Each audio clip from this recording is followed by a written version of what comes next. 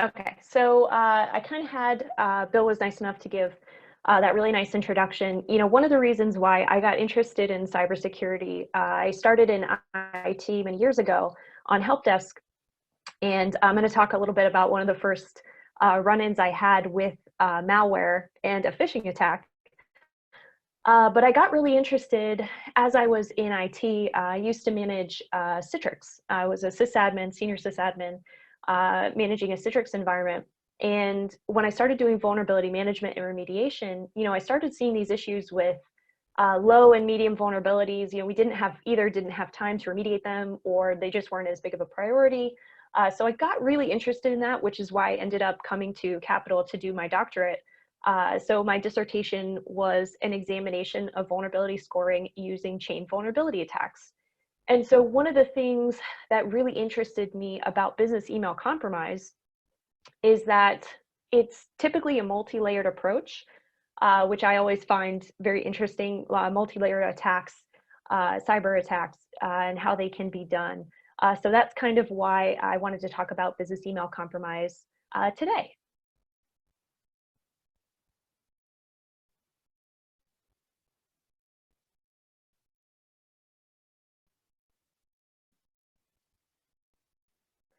Okay, so here's our agenda. So we're going to be talking a little bit about the evolution of business email compromise, how it started with phishing, what's the difference between phishing and spear phishing. I know most of you here are cyber professionals, or at least some of you.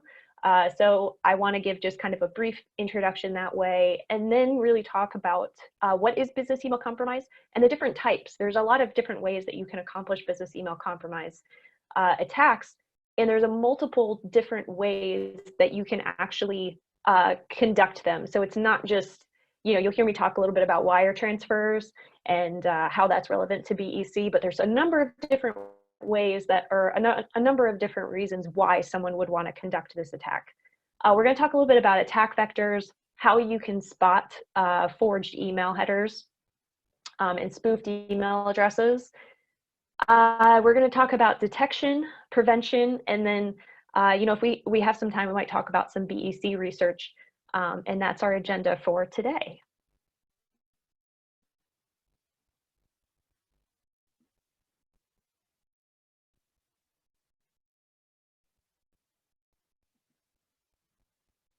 Okay. So phishing, I'm sure even if you're not in cybersecurity field, you're probably pretty familiar with phishing. We get those emails all the time, whether it's to our personal accounts or our business accounts. So it can be done either with emails, text messages, Facebook Messenger, any of those kinds of platforms, you know, phishing can be done with. Typically, you know, phishing didn't used to be that really that sophisticated. It was just, you know, send a bunch of emails out and just see who clicks on them. And of course, that still happens all the time. You could have one with a fake invoice. These are the ones I've actually been seeing a lot of these recently, like within the last couple of weeks, to my personal accounts, where I've been seeing a number of, you know, Amazon. Oh, you know, you didn't get your refund, or you got your refund. Just click on this invoice. It'll show you everything that's in there. Well, that's a dead giveaway. It's like, well, they didn't say anything. They just have the PDF in there. Yeah, I'm definitely not clicking on that. So those are kind of what I like to call the lazy attacks. But, you know, it's just one of the ways that people use phishing. You know, you got a problem with your payment or your account. This is that story that I was going to tell. So when I was on help desk, I actually had, it was the director of HR, and he called me and he was like, hey, I'm seeing all these weird pop-ups. Can you come over and help me? And so I went to his desk, and sure enough, it was all of these pop-ups. I was like, oh my gosh, what did you click on? What happened? He said, well, I got an email from Amazon. I was like, uh-oh. But so he got an email from Amazon, and it said, you know, there was a problem with your order. You know, you got to click here because, you know, we need to figure out what's going on with your order. And he thought, you know, at the time he thought, well, I didn't order anything. Did I get charged? And so he clicked on it. And that's when, you know, at the time it was adware. You know, it's a little more sophisticated now, but that was kind of my first run-in with phishing attempts. And that one was actually kind of a fun one to fix. I actually found the Trojan and removed it. So there's a number of different ways that phishing attacks can occur. So one of the ones around this time of year, I know our taxes have been pushed back, the filing dates, but you're eligible for a government refund. Your IRS scams, the IRS, you must reply now.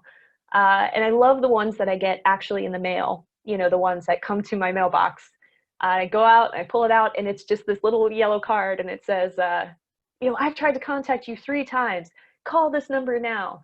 There's always, you're going to see as we go through this, especially with business email compromise attacks, that there's a sense of urgency. They're trying to deceive people by saying, if you don't respond, something bad's going to happen. So that's how kind of the evolution up to business email compromise happens. Coupons for free items. I don't know if anybody has kids that play Fortnite. That was a big one that happened recently, where you have an in-store credit called V-Bucks that you'd put your credit card information in, translates to V-Bucks, and they can buy in-game items like different outfits and different things. Well, right when the game came out, there was this huge phishing campaign saying, click here for 100 free V-Bucks, and it was really targeted at teenagers. But it was targeted to try to get their account information so that they could get the credit card information. So like I said, their phishing attacks are getting a little more sophisticated, and it's always interesting who they target. They can really target anybody.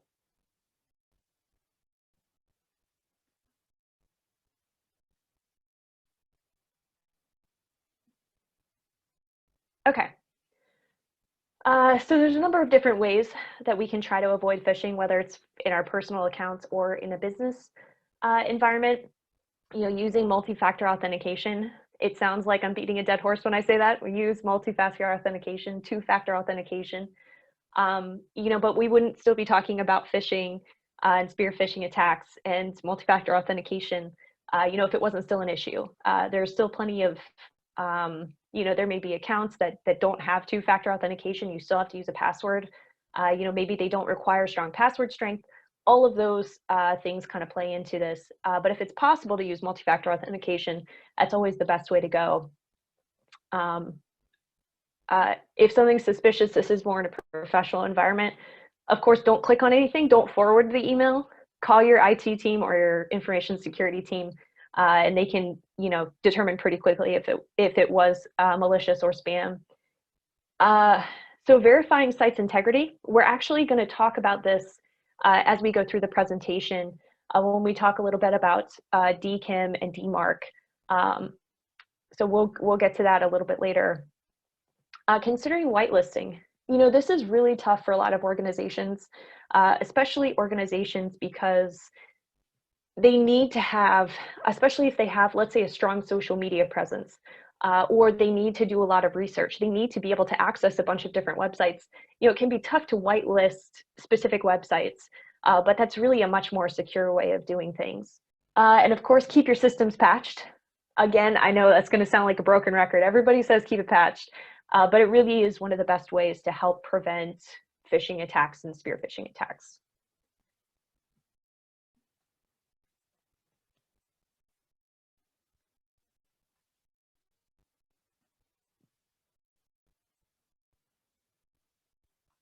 See if I can get my slide to change here.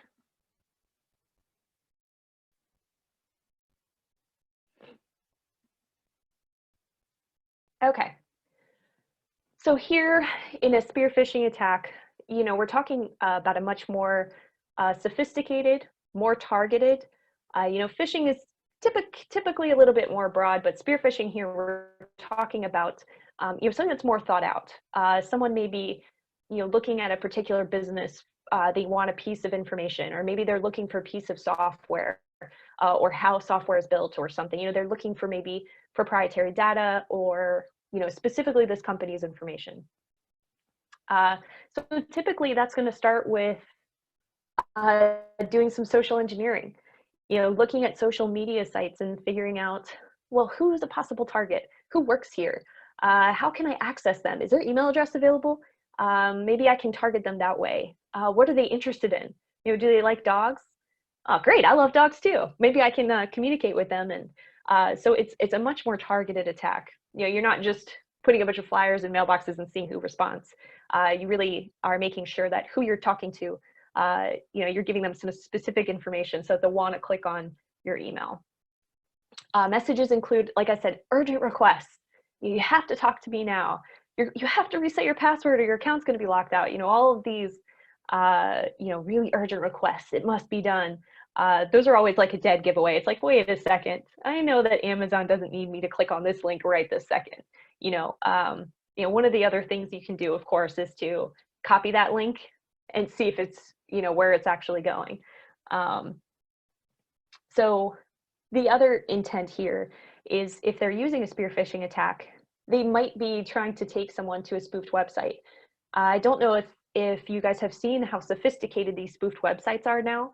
A lot of them are using HTTPS. We used to be able to say, wait a second, this doesn't take me to a site using SSL. Maybe it's I can tell the difference there. But a lot of them are using HTTPS now, so they look more legitimate.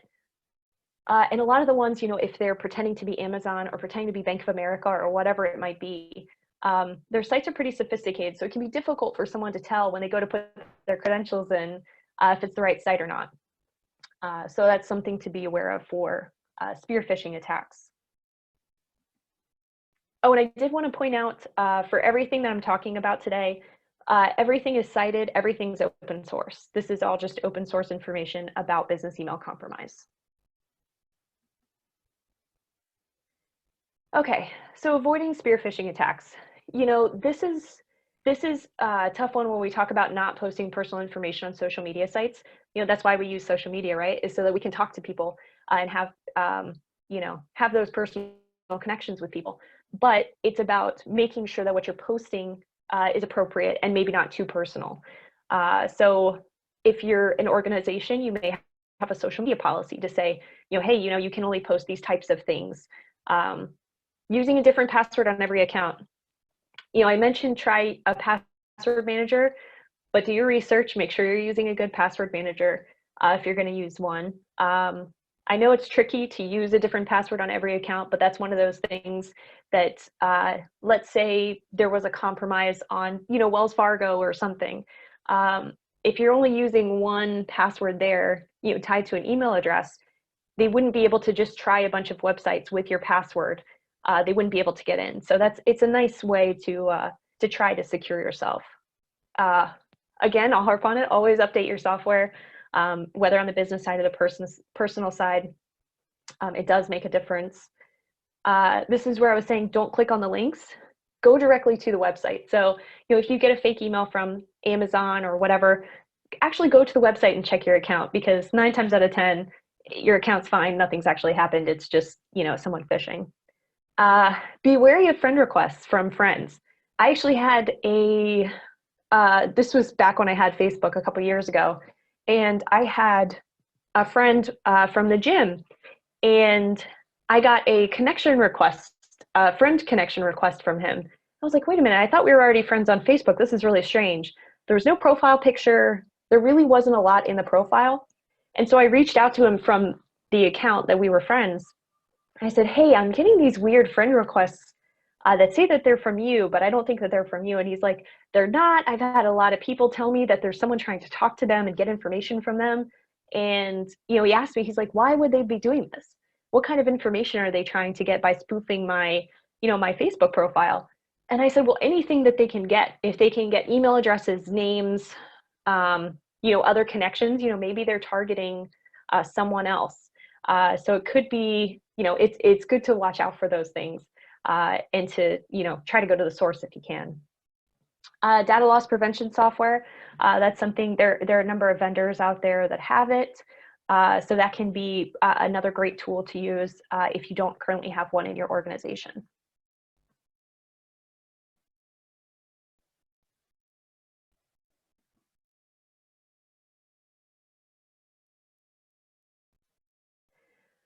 Okay, so what is business email compromise? So it's really using just you're using a spear phishing attack, but it really is targeting companies who may be conducting wire transfers or using suppliers abroad. I use some statistics from the FBI. They have some good statistics about business email compromise and how it's affected organizations. Half of their reported cases that came into the FBI were actually from BEC, business email compromise attacks, and that was in 2019. So it's a major attack vector, especially for large organizations, or like I said, anyone conducting wire transfers. It's kind of an easy hit for them. And in 2019, business email compromise actually accounted for $3.5 billion in losses for companies. So that's a lot of money, you know, especially depending on, we're going to go through some examples, but depending on the size of the organization, it can be, you know, you could lose a lot of money from this. So the idea is there's a bunch of different ways that you can do it, but you can spoof the emails of the executive. So really you're trying to target the CEO. So what you might be doing in a business email compromise attack, so you might be using a keylogger, using an initial phishing or spear phishing attack, but what you're really interested in doing from the attacker perspective is to compromise that email account and just sit and watch. You know, they might watch for a couple of days, weeks, months. They're really interested in gathering as much intel as they can on frequency of wire transfers.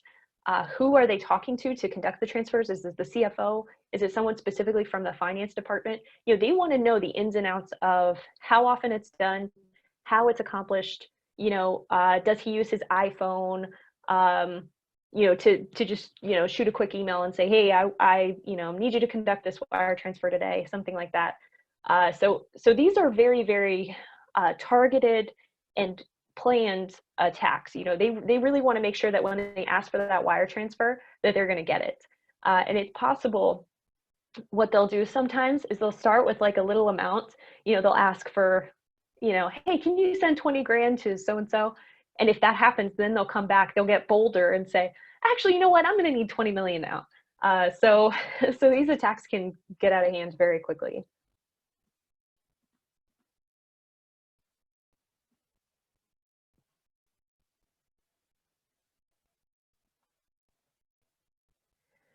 Okay, so as I mentioned, so these statistics are from the FBI Internet Crime Complaint Center.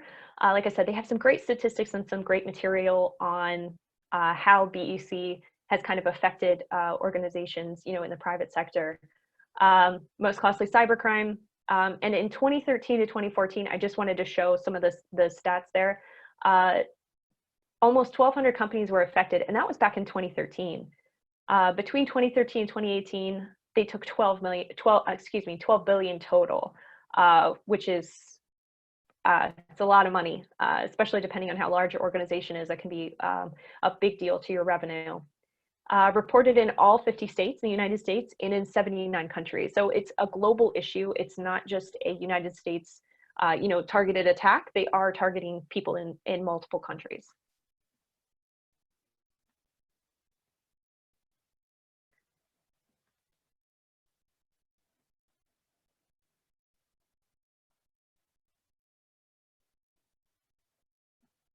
Apologize. Okay.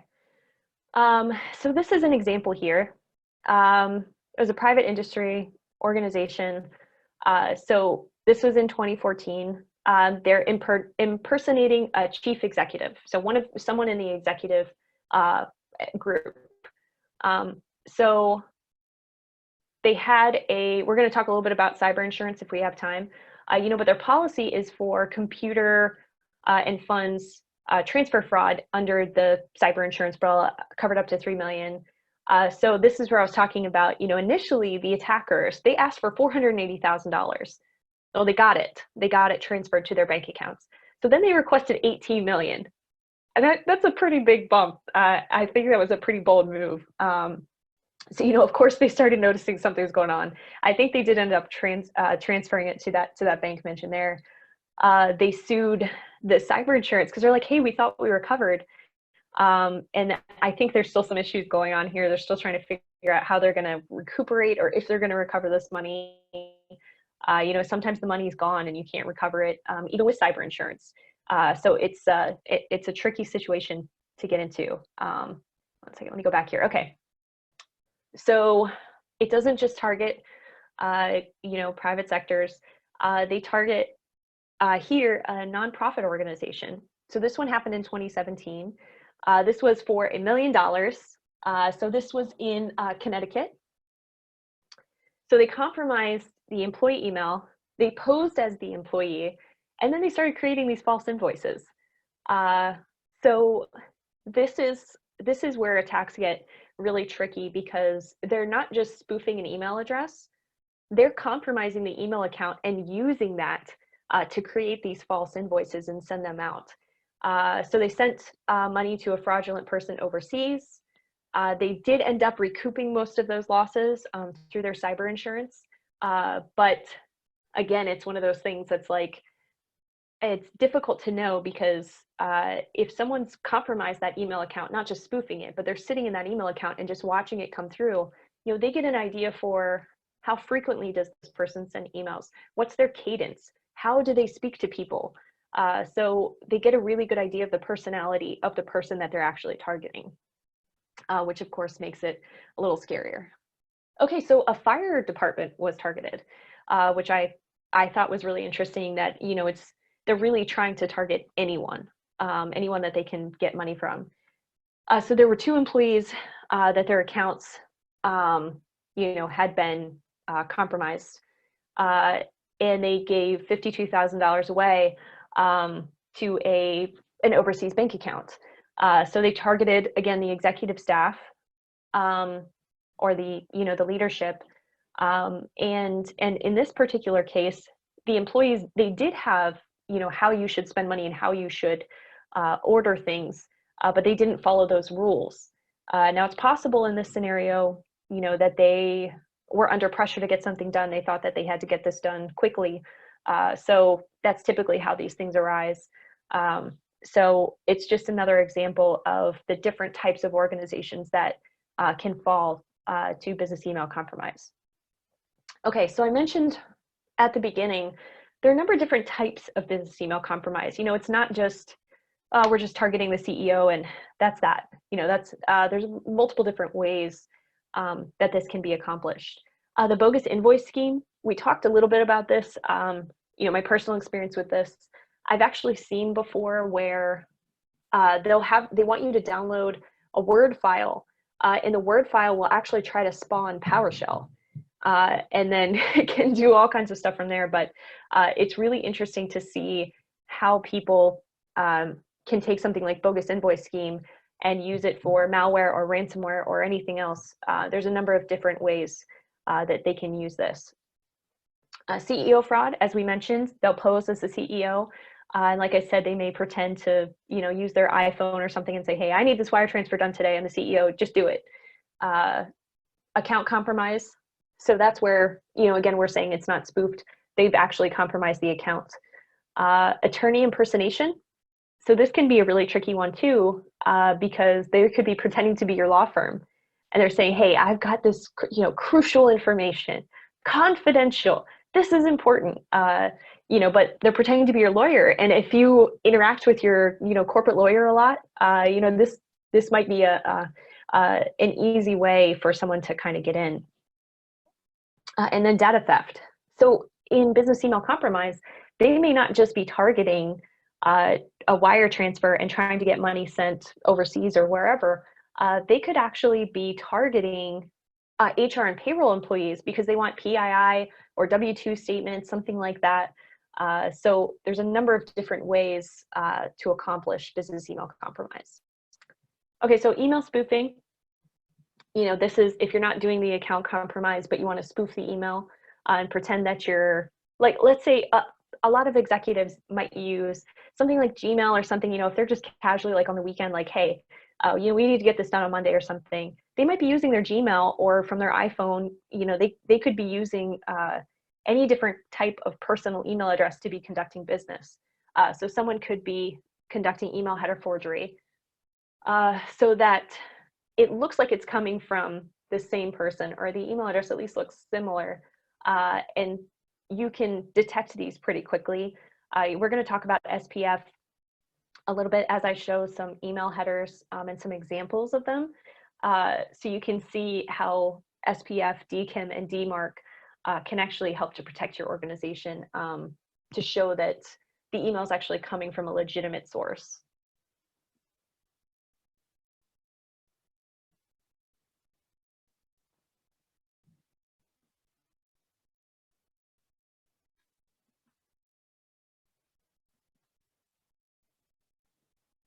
Apologize, I'm having a little trouble here. Okay, great. Okay, so hopefully you guys can see this okay.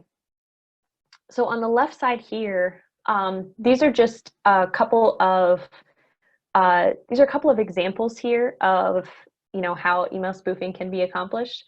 So on the left side, this is just kind of a generic example, but to show that you see the email at the top, it's from dude1@domain1.com. Okay, great. Well, it's actually going to dude2@domain2.com. So hopefully in our organizations, we would have tools that would be able to detect this. On the even in Gmail and personal accounts, hopefully you'd have something that can detect this, but it's very possible that this email could come to your inbox. And if you didn't know how to look for, email spoofing or, that forged header, it could be difficult to see where this email came from. And then over here on the right side, this email here, it looks pretty good. It says it's from Microsoft Outlook. It says it's from service.outlook.com. But really what they're doing is they're just spoofing Microsoft Outlook, and if you didn't have, those tools in place to block things like this from happening, you could absolutely see something like this in your inbox that would be, at service.outlook.com. And, a general user might just say, oh, yeah, my password's expired. I better click on that link and reset it. And it might take them to a spoofed website or something like that.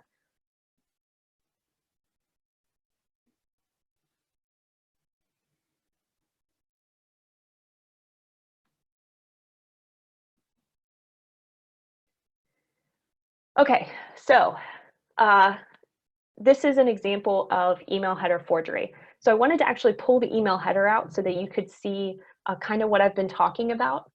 So if you look on the left side where you see received from, and you see this interesting, it looks like numbers.client.stsn.net. And then when you look down a little further, you see on the received SPF, you see it's from e.vwidxus@yahoo.com. Well, it doesn't quite match there.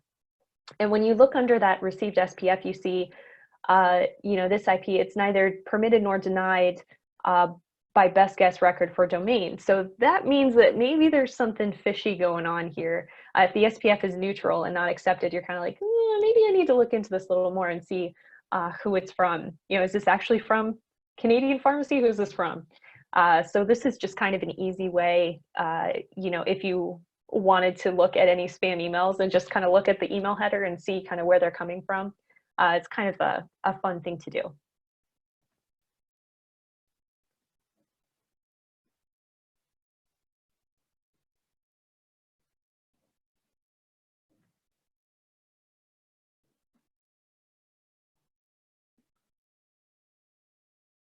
Okay, so I wanted to show an example of what an invoice, oh dear.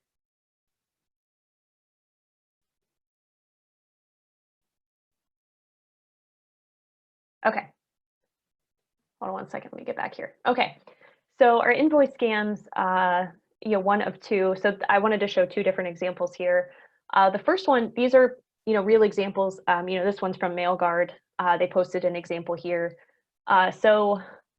Here's your subscription invoice, view your bill. Just click on this link, it's harmless. But this looks pretty harmless. This looks like it could be legitimate. There aren't really any misspellings. It looks pretty concise. It looks like something I might see from, from Amazon or any of those other things. Again, I just wanted to show an example of how an invoice scam could occur. The other note there is that there's a bunch of different links in here. So really they're hoping that you're just going to click on one of them, because if you click on any of them, chances are it's either going to download malware or open something else. Okay, so this is Invoice Scan 2. This is actually just the to show you where the PDF is attached at the bottom. You know, I'm sure you've all seen these before, but I love these because it's like, please see the attached invoice and resend. That's it. That's all they're telling you. They're not telling you anything else. They want you to click on it and just send it back to us. So again, this could be downloading malware or anything else, just to either infect your computer or to try to get you to go to a login page and put in your credentials. Okay, so this is an example of CEO or executive fraud where they're targeting an example, or excuse me, targeting an executive here. So this is where I was talking about how, you know, a CEO might be using their iPhone or whatever phone that they have, but they might be using their iPhone and say, you know what, we need to do this wire transfer today. Let me know when you're free. I'll send the information to you. So if this person who they're sending it to is kind of used to this, you know, they're used to seeing these kind of ad hoc or maybe random wire transfers, and this might not be out of the norm for them. They might be like, oh, okay, yeah, send me the info. I'll get it sent over to them right now. So those ones are pretty easy there. Okay, attorney impersonation. So this is where the attacker, they're going to contact the employee directly. You know, they're going to be specifically looking to get one employee, maybe two, depending on how big the organization is. So the fake attorney, they've included an important case. There's no time. You have to answer, I'm a lawyer, you know, maybe we've got a case pending or litigation or something's going on that you have to open this up. And yeah, I'm going to need you to transfer these funds to me while you're at it. So they might try to get you in two ways. They might try to get you to download malware and send them money, which is, you know, they're looking for any way that they can get in. And they found that in business email compromise, that these are going to be the two most common scenarios, is either pretending to be an executive or pretending to be an attorney. I think those are just probably the most effective ways. So I wanted to briefly mention credential stuffing. I don't want to go too far into it. This is sort of an emerging threat. It's been used more and more, but it's basically where an attacker is trying to get the username and passwords they've gotten them from a website breach, password dump site, maybe on the dark web or something, and then they're just going to use an account checker to test them against websites, and then if you know your business has been compromised, or maybe your employees all have accounts, you know, at Wells Fargo or Bank of America or something like that, they could take those credentials and try them against your organization to see if, you know, those passwords would work. So that successful login is going to allow the attacker to take over the account, or we're talking about that account compromise, and then that's where they would be interested in taking that PII or anything else that user might have. And then going forward, if they find that they still have account access, let's say after a day, they're like, oh, I still have account access. Let me see what else I can do. Then they might start sending spam from that inbox, or creating transactions, or trying to communicate with other people in the organization once they have access to that account. So how to detect? So this is what I mentioned a little bit. So when you've got, if you can, detection, there's a lot of tools out there that you can use to detect. And I think training is a really important component of this, because the more that organizations are aware of these types of attacks, the more that, you know, HR, finance, payroll, anybody who might be conducting wire transfers, anyone who might be involved with sending money overseas or to other organizations, if they're aware that these scams exist, they can be more prudent about verifying emails and checking things. You know, the FBI recommends that if you, you know, you suspect that something's happening, to call your CEO, you know, to call them and say, hey, hang on a second, did you send me this email? Do you really want me to do this? Or to have kind of that two-factor check, that maybe having two people say, yes, I want to conduct a wire transfer. It needs to get approval from them before it goes forward. So at least you have, you know, would have two people checking.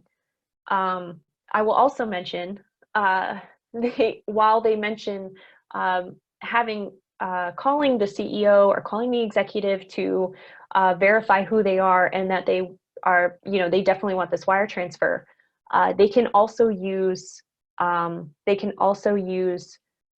voice programs and things to pretend to be that executive. So it's why I think this problem is so interesting, and maybe why it's conducted so often, is there's so many layers to this type of attack.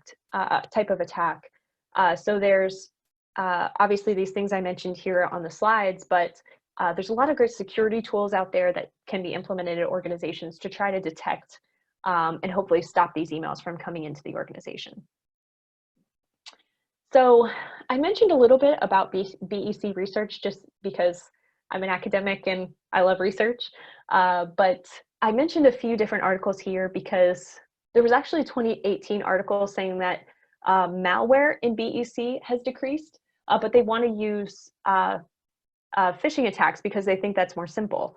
But the IC3, the FBI IC3 obviously contradicts that. So anyway, I always like to put interesting research in here to see. This second article here, they determine that financial institutions need more training. I think when we start talking about security training, especially at large organizations, it can be kind of, very generic. We might see, okay, avoid phishing. Okay, great, got it. But we're not training people about business email compromise, at least in the cases that I've seen. So it could be really impactful to include something like this or to tailor your security training to the different departments in your organization. It can make it more impactful. It could make it more interesting. And then there's researchers out there, they're actually working with different vendors, different software vendors to try to prevent business email compromise with supervised learning. So using things like machine learning and to try to figure out and detect if business email compromise is occurring in their organization. Okay, so I mentioned here how to prevent. So our prevention here really is, using an IDS, looking for having your rules specifically tailored to find the differences between, that XY dash business and XY underscore business. Those, you might be able to detect those, but it's always nice to have those rules in there just in case. And of course, to see if that reply is different from the from email. Those are great rules to have because you can detect those and hopefully block those pretty quickly. Color coding. This could be something easy for, payroll groups or financial groups to color code their emails if they know that they're getting emails from specific people. Now, this is if an email was spoofed, but if the account was compromised, this one wouldn't work. But it's at least another layer that you can add to hopefully detect. Payment verification. Again, I mentioned that two-factor authentication, having a confirmation request, whether it's phone verification or otherwise, and having your employees know that it's okay to report these things. Especially if it's a fund request or a wire transfer, something that looks fishy, have them report it because it's better to know. We mentioned training, and then DMARC records. So that's DMARC, the SPF, and the DKIM. Those are all ways to show that your organization is who they say they are. And it adds that legitimacy to your domain. So there are a number of tools out there that can be used to check your DMARC records and to also enable those settings. And I mentioned cyber insurance briefly. There's a number of different companies out there that do this. They can cover for business email compromise and other things. So I just thought it was an interesting note here because there were some organizations that had been scammed that did have cyber insurance. So it's nice, I think, for private sector if they're looking to have that backing, if they think they may be targeted by something like this, to have that cyber insurance to back them up. And that wraps up my presentation. I will turn it back over to Bill. All right. Well, thank you, Dr. Robinson. That was very insightful. I was captivated by the comment by Zeithoff, who said, create a culture of skepticism. And as a layperson, not somebody in this field, I took to heart everything that you were saying just now. There are a number of questions, and we will take as many questions as we have time for. We have about 10 minutes for questions. Let me just start here with the first one from Mike. What is your favorite phishing simulation vendor, and have you ever phished your own employees using a phishing tool? So, yes. I don't know if I have a favorite tool. Yes, I have used several different tools for phishing. I think phishing exercises are a great tool. However, there's been a lot of research out there that shows that just by phishing alone, doing those phishing tests and those phishing scenarios, that it's just not enough to really help train people. And that's why I mentioned that targeting training. I think targeting training, so let's say you did a phishing test instead of to your 4,000 or 5,000 employees, maybe you targeted your finance group and did something like this. That could be a nice way to do it. But yeah, I don't particularly have a favorite tool. All right, thank you very much. Marvoy had a very long comment, and I may break it into several different questions, but let me start with the first. He says, are there programs which will auto-open all the links and threats within a communication media? That is something like a virtual decontamination chamber. Yes, so there are many tools out there. I know FireEye does this and several others where you can actually have those emails opened in a sandbox where it would open those links and see what's in them. You know, a lot of researchers and a lot of organizations like FireEye, Mondiant, a bunch of those actually use those tools because they want to find out what's in that malware to reverse engineer it. So yes, there's a number of tools available on the market to do that. All right. Thank you very much. I was just looking at the balance of his question, Marvoy. If there's other things in your question that you need answered, let me go ahead there. Now, Kareem says, I just got a bogus invoice yesterday and I didn't open it, sent it right to the trash. Is that the proper, did he do right? Yes, absolutely. Just send it right to the trash. I do the same thing if I see them. Most of them go to my spam, but if I ever do come across them, it's really, yes, that is absolutely the right thing to do. Just send it straight to trash. Don't worry about it again, because chances are you'll get one tomorrow too. So It's a gift that keeps on giving, isn't it? yes, yes. Yes, Marvoy says we answered his question. Are there any other questions? Those are the only questions so far, but we're here. Oh, excuse me. Mike says, have you ever done research on how other countries, specifically countries with little to no cyber infrastructure, handle phishing emails? So I have not done a lot of research outside of the United States. I will say that, a lot of the tools that are created like Barracuda and a lot of those other tools are used globally.